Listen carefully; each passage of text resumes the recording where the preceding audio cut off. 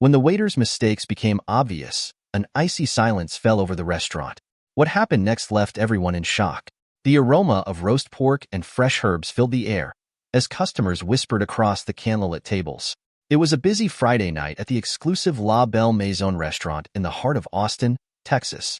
Known for its impeccable service, elite clientele, and a waiting list that could take months to secure a table, the restaurant operated like a well-oiled machine, with every move of the staff a performance of precision and elegance. Amidst the hubbub and soft sounds of conversation, a woman entered almost unnoticed. Her arrival was discreet, just a simple nod to the maitre d' before being shown to a table in the corner. Her dark clothes and casual t-shirt gave her an air of understated sophistication. To those who noticed her, she looked like just another elegant customer. No commotion, no entourage, just a woman looking for a quiet dinner. The staff, busy serving plates of risotto and glasses of Bordeaux, barely paid her any attention. Everyone except Evan, a young waiter in his early 20s. New to the job and eager to prove himself, Evan displayed the arrogance that came with youth and inexperience. To him, customers were just faces, names quickly jotted down on reservations. But Evan didn't know that this particular customer wasn't just anyone.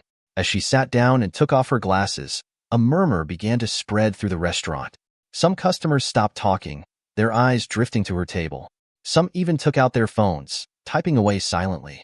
Still oblivious to the growing attention, Evan approached the table with a notepad and a forced smile. "Good evening, ma'am. May I bring you a drink? Or would you prefer the sommelier's suggestion?" His tone was polite, but there was an insincerity that made the words sound rehearsed. The woman glanced at him briefly, her face calm and composed. "Just water, for now," she replied elegantly, her voice carrying a natural authority. Evan took the order, but as he walked away, he muttered something under his breath, loud enough for the tables nearby to hear but not the woman.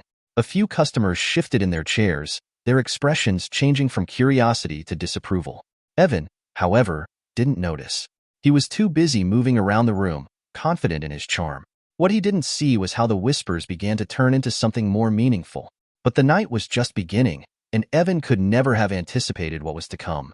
As the evening wore on, the atmosphere in the restaurant remained a mix of sophistication, quiet, and indulgence. The kind of place where waiters filled glasses without being asked and each dish was presented like a work of art.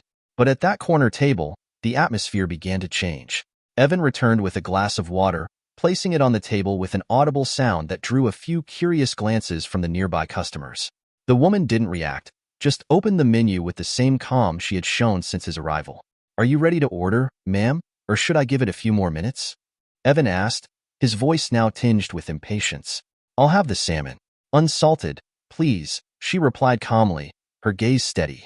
The tension in the air was palpable, and all eyes seemed to be on the table, waiting to see what would happen next. Pauline, the manager, approached the table with a calm but inscrutable expression. "Evan, I need to speak with you for a moment," she said, her voice firm. Evan followed her to a more private corner, where Pauline confronted him. "Evan, what you said was unacceptable. You need to apologize immediately." Evan, now visibly nervous, returned to the woman's table. "Ma'am, I would like to apologize for my behavior. I was disrespectful and rude, and it was inappropriate and wrong. I sincerely apologize." The room seemed to let out a collective sigh of relief. The woman stared at him for a moment, her face calm.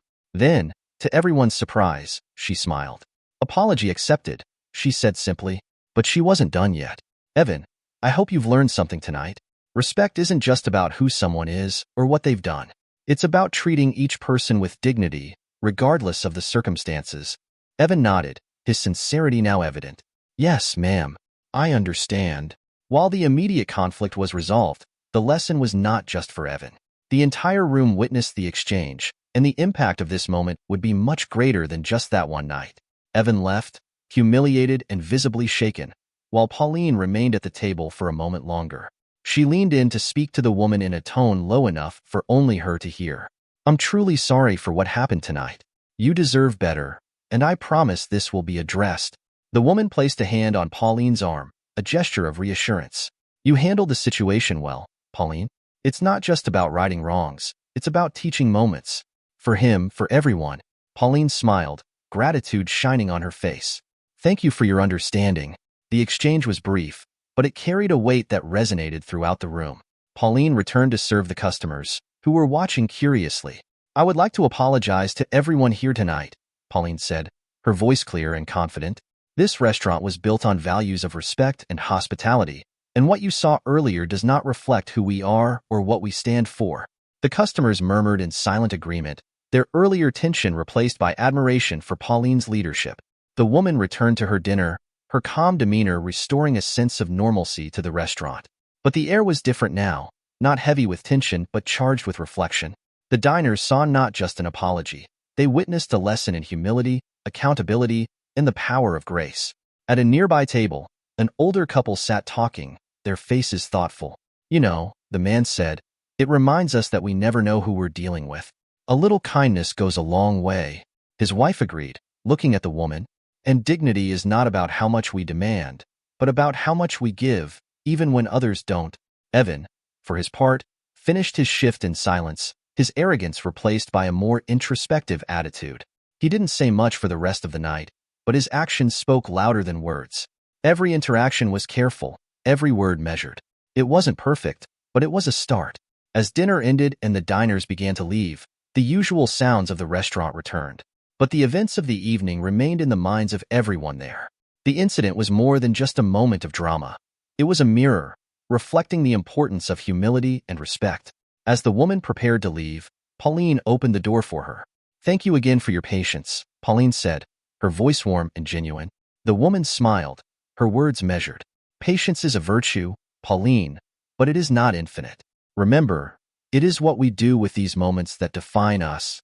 Pauline nodded, her respect for her friend deepening. As the woman got into her waiting car, Pauline headed back to the restaurant, already thinking of ways to ensure that such an incident would never happen again.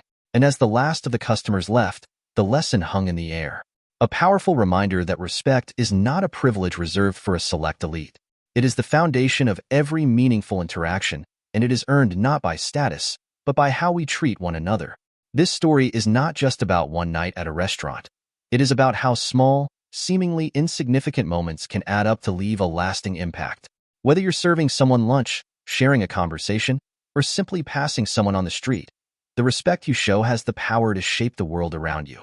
So the next time you find yourself in a moment of frustration or stress, stop, consider the person in front of you, not just who they might be, but who you might be to them.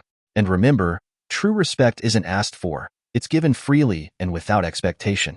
If this story resonated with you, subscribe for more lessons, stories, and reflections. Let's build a friendlier world, one story at a time.